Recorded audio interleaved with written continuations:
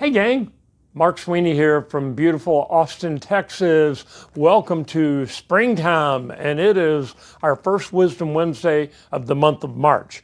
And as you know, if you've tuned in before, we have a different theme every month. We're finally going to repeat one from last year because we had so much fun with it last year. Of course, what happens in March? March Madness. If you're a basketball fan, the big March Madness basketball tournament with all the college teams, or at least the final 64. There's tournaments this weekend in each of the conferences to determine some of the last teams that will get into the big dance. And so we're calling it March Madness again because why not? It was so much fun last year, and we've got some really power-packed information for you this week, starting with today. This is a groundbreaking research out of North Carolina, finally a research study done here in the United States. And this is actually a two-part one. In North Carolina, they did the first part of this study in 2019, and then they built on that study, and it has to do with linking genetic code with 6 different types of mental health issues. And so we're going to get into that in just a second. Anyway, it's going to be a slam dunk this month to do March Madness, and I hope you'll join me for all the rest of the episodes. I'll see you again next week. But here, let's get right to this North Carolina study. They recently discovered, now the one in 2019 was a different study, and it identified 136 hotspots within a genome, or the DNA code, that were associated with 8 different psychological disorders. And they figured out in this study, that was 2019, that they figured out there are these hotspots that drive some of the mental health issues of people today, and we'll get to those in a minute. This study, in 6 years later, they've actually figured out how to split those different hotspots into 2 different groups. And the 2 different groups are, the simple group was there are certain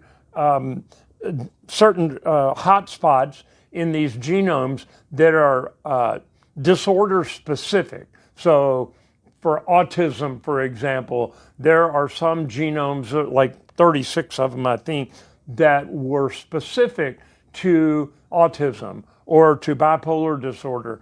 But there were 109 hotspots that were what they used, a term that I've heard before but not applied to this, pleiotropic, meaning that they last a long time and they can develop into multiple different disease states, or mental disorder states. So these pleiotropic variants, in the last 6 years, they've been studying those and finding that they start very early in life. And as your brain develops, as people age, these pleiotropic disorders could develop into multiple different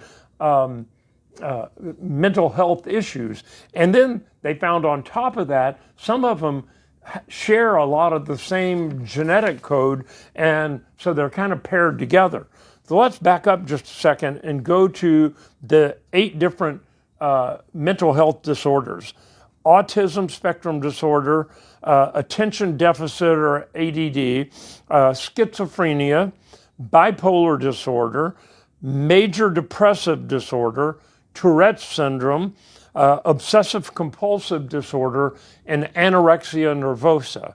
So they linked these 8, and they have been able to figure out in the last 6 years how to figure out which genomes are associated with these different diseases. And they found that the pleiotropic ones that can switch identities kind of were much more prevalent, and they stayed in the brain while it was developing much longer than the ones that were specific for one particular disorder. So why is that important? Because a lot of these genomes are found in multiple different disorders, like depression and anxiety are very commonly related. People that have depression are also extremely anxious.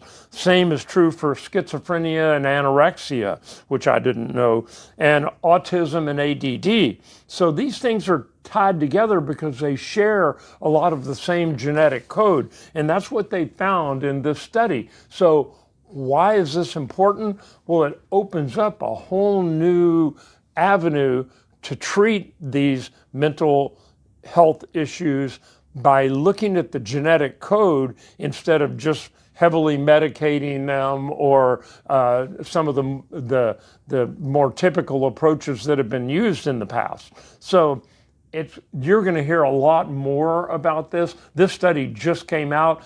I saw something on social media today referring to this exact study, and it went, okay, we're on the front end of the wave, but you're going to hear more about this stuff as these same scientists keep digging deeper and deeper into it and figure out what's going on.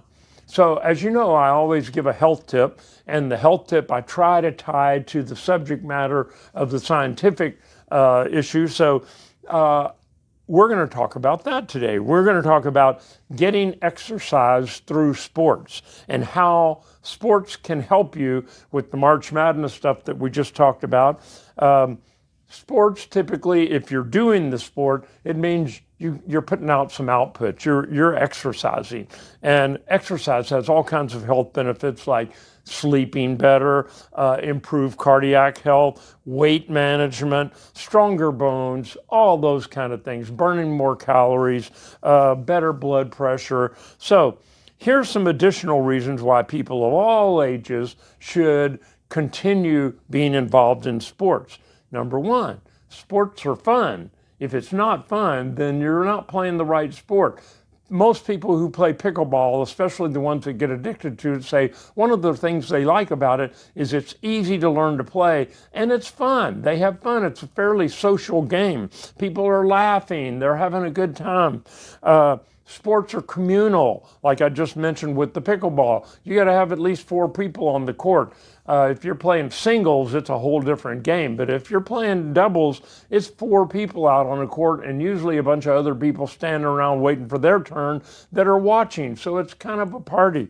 And finally, sports help build confidence. The better you get, the more you practice and the more you play it, the better you get. It builds your confidence level and makes you feel better about yourself. So there's 3 additional reasons to get out there with the weather warming up and play some sports. I'll see you next week for another version of Wisdom Wednesday.